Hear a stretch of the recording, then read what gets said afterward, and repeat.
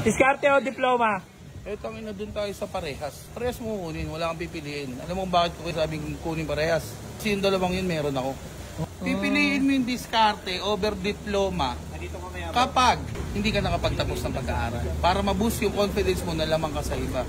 Pipiliin mo naman yung diploma over diskarte kasi pag hindi mo kayang gumawa ng parang kung paano mag-money making nang walang diploma. So kung meron ka naman ng dalawang parehas, so parehas ka magaling sa dalawang punto na yun.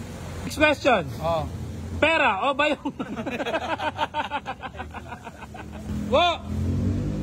Diskarte o diploma? Dalawa. Kung ano yung sinabi niya, ganun din ako. Baka mabash pa ako dyan eh.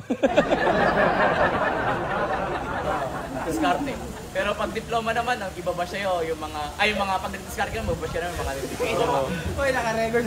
Ay, wala ka wala ah. Pero ganun talaga, doon ko yung sinabi ni Boss Marak. Doon ko maniwala sa successful na tao. So, masasabi ko lang na successful na ako na tao pag yung mga tao na tumulong sa akin nung nagsimula is nagawa ko ng maging successful. Yes! Let's go!